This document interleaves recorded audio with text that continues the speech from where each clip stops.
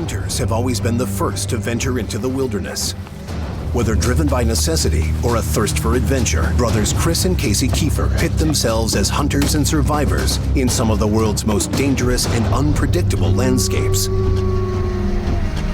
Now, they face the punishing New Zealand wilderness. Dropped with only the clothes on their backs, the brothers' only chance of survival is to locate supply-yielding caches placed by the producers throughout their journey. To acquire them, the brothers must beat the clock and survive the gauntlet that is the New Zealand wilderness with virtually nothing. Amazing grace, what sweet sight. See her dressed in white. I once was lost, but now I'm found. Through her amazing grace and a soft cotton lace.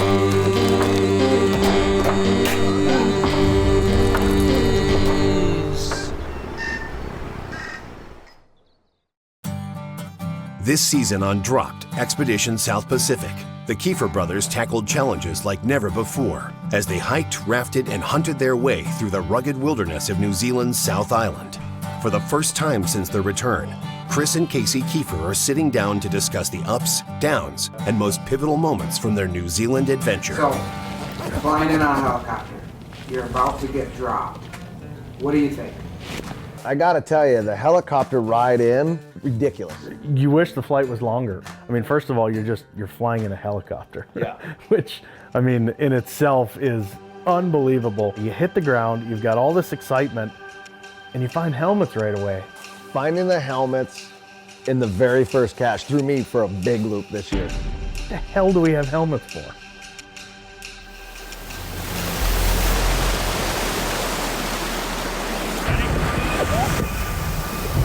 Hitting the proper line is crucial to the brothers' survival. Trying to correct course mid-river will be almost impossible. Good line. Start pushing left.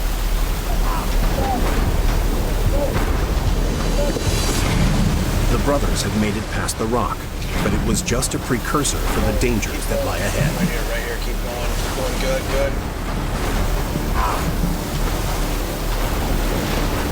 Okay, stay right, stay right, stay right. Comes the line. Stay in the center, stay in the center. Don't lose it, watch the rock, watch the rock. Okay, good, good, good. Now, center.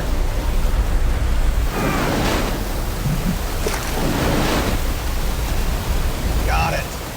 Boom. Nice line. So, what do you think? Should we put these helmets on? Once again this year, you guys had to rely on caches. What were your thoughts on some of the items that you received in the caches this year? I don't know, maybe trying to divide us a little bit down there was definitely interesting. Every cache is a decision. I mean, that's what it comes down to. And for me, I'm kind of torn on the caches. Half of me likes them because it's a real challenge and that, you know, it tries to divide us a little bit and we kind of have to work together to figure it out. But the other half of me is like, just give me my stuff and let me go. Just let me do this, you know. Every cache is interesting. Or at least try to. Oh, did you hear that? What? Oh. It's in reach. I was wondering what that was, because we didn't get our thing last night. No, we didn't get it last night. Oh, we got We usually it get now. it when we validate and we didn't get it. Okay. What do you got? It's, hold on a second here. Is it confusing or? It says we have 2 caches ahead, but we have to pick one. Take the high hard road and be rewarded, or raft the river and find luxury. We have to be at the next cache today? Yeah. Okay. Well, be rewarded. I'd like to be rewarded with luxury. How does that happen? We have to pick one? We can't split and go to both of them. No, we have to pick one. Are they both the same distance away? Yeah, it says we've got 1 mile and 1 mile. Hey, one by foot, one by water. Chris and Casey's third cache will test the brothers' ability to cooperate. The hard road cache is tucked away high in the foothills above the brothers' current location, while the river cache is located a mile downriver buried deep in a gravel bar. With only 6 hours to find either, the brothers must choose one quickly or risk losing both. If we go by foot, we come back here. If we go by water, we're moving again. We have no idea what we're gonna get into. I say we stick with the plan that we had. I would rather stay in this camp and hunt this valley, go up and hard and see if we can't find it. Yeah, but luxury. I mean, what could be luxury? Chris's frustration mounts with each passing second as Casey weighs the options. Is that ticking right now? Right now, Like it's running. we have to choose. So I say we grab our gear and let's hoof it. High hard road. Hunt our way there. If we take the river, we can fish. Yeah, but we got rabbits along the way, and you're gonna let the first fish go anyway. True. I mean, let's This be is honest, true. we're gonna find a fish and you're gonna let him go anyway. So I say we just forget that entire situation and let's go this way for rabbits, food, and reward. But luxury. I mean, I know. I'd have to assume that's going to be a pretty nice deal. Okay, well, that's my vote. I'm gonna throw that out there. We I just don't want to leave. I don't want to hit the water. I don't want to get in the raft. And if we go this way, we can hunt our way. And we never take the low road. Let's go. Forced to make a hard choice, the brothers find themselves at odds with one another. What are some of the ways that you guys get through that have an argument, or when you're not seeing eye to eye on a trip like this? I think the most important thing when we're not seeing eye to eye is space. I think anybody's got to have that. I think you just got to separate. You got to let each other think about it, let each other calm down, give each other space, and, you know, reconvene at a later time, I would say. No, that's probably true. Him and I, you know, we're brothers, so what do you expect? At the end of the day, we're going to get after it a little bit. This year was better than most years. I think temperature had a lot to do with that. In previous seasons when we're freezing, that really does add to the fact that we're just ornery. And there was one time this year where you wanted out, you were like, I'm leaving. Not out in general, just out of that particular spot. And I knew you wanted out of it, and it wasn't gonna be the fact that I think you were actually gonna leave me. But at the end of the day, the best thing to do is just agree, because I knew you were at a breaking point. Agree to disagree. Agree to disagree. What do you mean hit the river? Like, you wanna hit the river now? Like today? Yeah, we don't have to hit it like right now, but I figured we'd push out of here. I mean, We haven't even got our instructions, like where to go next. Without knowing where their next cache location is, the brothers could easily float past the valuable equipment should they leave. at this point, I'm over it. I mean, if we can hit the river, we can get down, scoot down around there and find out. I mean, what do we have here? We've got a canopy over our head and wood. That's it. Some pretty big factors in keeping warm at night and everything else, Hasn't been but too bad at night. It's been all right. I'd just say we hit the river. I mean, I know when we're wasting time, and I feel like we're wasting time right now. I mean, I can tell you this: fishing's done. Like, not gonna happen. Whatever, Just, we can I'm done blow with out. it. I'm at the point. I'm done. Let's roll. all right, fine. So, If that's what you want to do. you want to grab everything up there, do your thing, whatever. I'm just, I'm gonna keep messing with this and try to get it figured out so we can get on the water. well, I mean, I don't know. Whatever. I mean, if that's what we want to do, that's what we want to do. If you want to move, let's move. We'll go. I'm moving. So, Well, I would assume this if I'm point- moving, you're coming with me. there's not really much choice. So you pump and I'll pack, I guess. I think it's the best idea. I don't have a say. Casey's unilateral decision leaves Chris in a foul mood as he's forced to pack camp. Believe it, I guess. He may not eat it, but I'm gonna choke it down, because at this point, we have no choice. And at some point, he will have a choice. Dropped Expedition South Pacific. So, what did that feel like in the field when you wanted just something else to eat besides go? To have two opportunities fall through, how does that feel? How do you bounce back from that? Well, I can tell you how it feels. Is it feels terrible. You feel like you've done something wrong when, in actuality, it just happens. I mean, in the situation with Casey and that pig came out so fast. For me, I just felt horrible in the fact that I had my opportunity closer. I didn't know what to do, and it feels terrible in the time and in that moment. But live and learn, I guess. You try to get over and you stew in it for a while, and then you realize that if you're going to get over it, it's got to be now, and you got to move on. They're in here somewhere. Right here, see it? Right here. Look at the trees right here. Stay on the bush. Oh, there he is. Big black one coming out. you ready?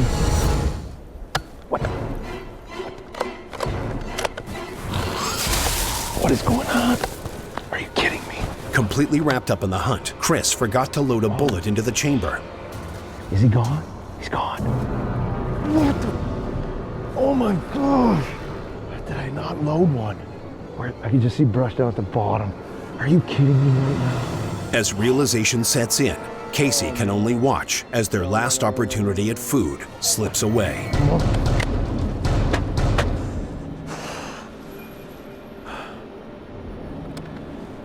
Never reloaded the gun. That's such a miserable fail. Unbelievable. Okay. I saw that grass moving. I clicked back down, took the safety off, pulled the trigger, and I forgot to reload the gun. The hog took off to the left. I only got it for a second. And the other two skirted and went down off the cliff, off the top right there. And we just came out of here with nothing. With absolutely nothing. And it's because I jacked it up. I failed miserably. That is unbelievable. I know better. It's gonna be the worst hike back to camp ever.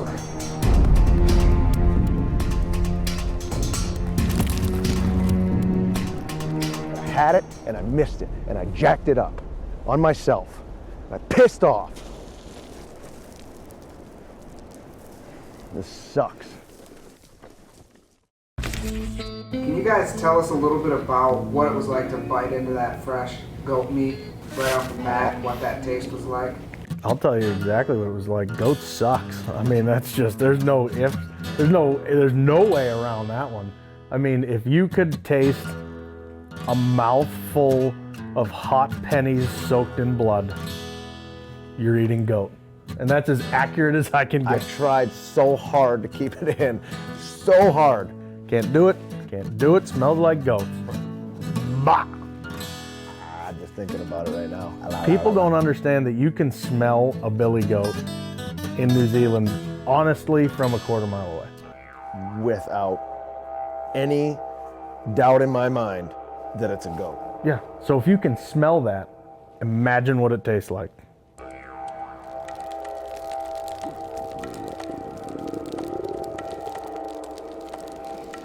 What do you think here? They're pretty done, eh? Yeah. Get one off. Oh yeah, they're done. Here, I'll let you do the honors. Really? Your goat. Okay. And I've had better. Every now and then I'm getting a hint of goat. No like it. Bad.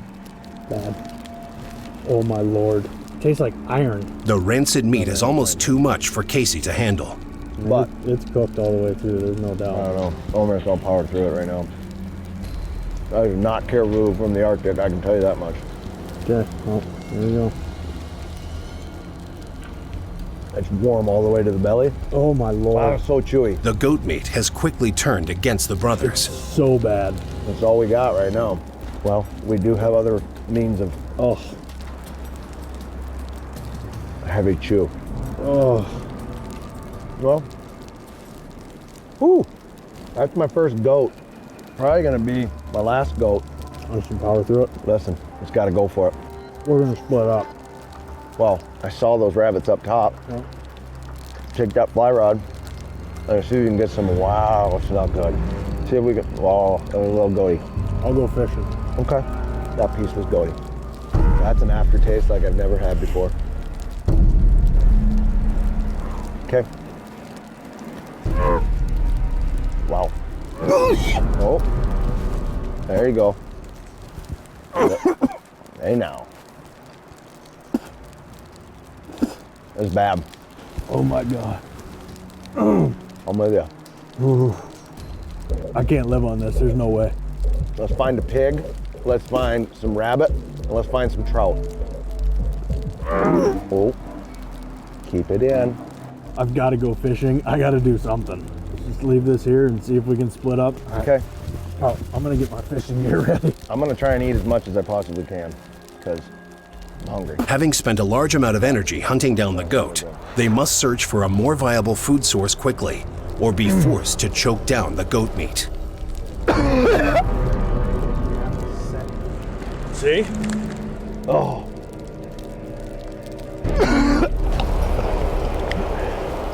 Oh. That is the worst thing I've ever had to eat in my life. Oh, come on. No way, we gotta get something else. Talk about some of the things that happened that led you to that decision to leave that deflated raft behind and just charge forward on foot. So when it comes to the raft, A, I was sick of sitting in water. And B, I was sick of it slowing us down more than anything. I mean, when you have to stop and constantly inflate it, it just becomes a drag, both mentally and physically. We don't need it. We can get there faster on foot. Leave it. I mean, that's literally what it was. I'm done with it. I'm over It it. wasn't like we had one hole that we could figure out how to patch. All of the chambers were going flat, constantly having to stop. It was slowing us down. Walking and taking advantage of that was definitely the right call, and it got us to the LZ in time. And you know, looking back on it, that raft was a giant pain, but you know, without it, we wouldn't have covered the miles that we did. I can hear him down here. I can hear him over here. It's ridiculous. Come on.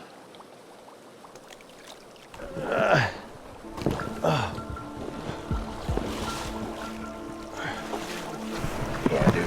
I can hear this thing literally just leaking all over the place. I'm just getting soaked back here. Let's get it up there.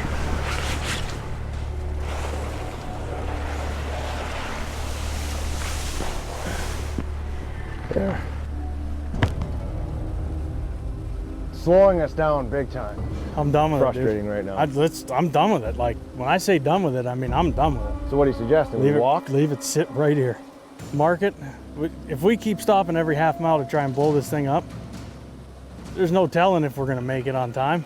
My right arm is literally like, I could probably wring water out of my shirt, my jacket, I'm completely soaked. So if we did make it, I'd be swimming the rest of the way, and I'm not doing that. It's stupid. I'd be freaking hypothermic by the time I get there. Okay, so what do you suggest? We just pillage the boat for stuff that we can take and then hit the ground? Leave it right here, pillage it for what we can get. I mean, probably take the rope, take the bow and the stern ropes here. That way if we got to cross somewhere or something, at least we can tether. Maybe that carabiner, shouldn't leave that behind, the carabiner and the flip line. Everything else, I mean, the raft's the raft, leave it sit here. Mark it on the GPS, we'll figure it out. We got a chopper can fly in and pick it up. I'm over it. I don't know. We leave this, we're on foot, we're committed to being on foot. And that's miles and miles of walking right now, which again, I'm not opposed to doing. I mean, I literally have zero leverage. No, back because the here. thing is, it's not holding there. Dude, I'm all for walking because right now I'm swimming. We have time right now. If we decide pillage and bail, go on foot, we have time right now. We can push, we got miles to go, but we'll just bury our heads and go. With rising water levels, should the brothers choose to leave the raft behind, they may inadvertently trap themselves on the wrong side of the river. I'm over it. Follow you to the depths of Babylon on this one, I guess. I just want to make sure that we think it through, that if we leave it here, it's done, it's gone. Leaving the raft is a risky move. There would be no time to turn back should they suddenly need it. Start pillaging. Take the bow and the stern lines. Yeah. You can use that. Other than that, let's drag it up. If that river rises, we don't want it downstream when we have to come back for it. Not that it would float anyway. That's plenty. I hear. Yeah. That river rises that much in one day. We're in trouble on foot, I can tell We you got that bigger much. issues. That's what I got for that. Oh, okay, now we gotta assess this, man. I mean, we gotta find somewhere to cross. Figure it out. Peace, raft.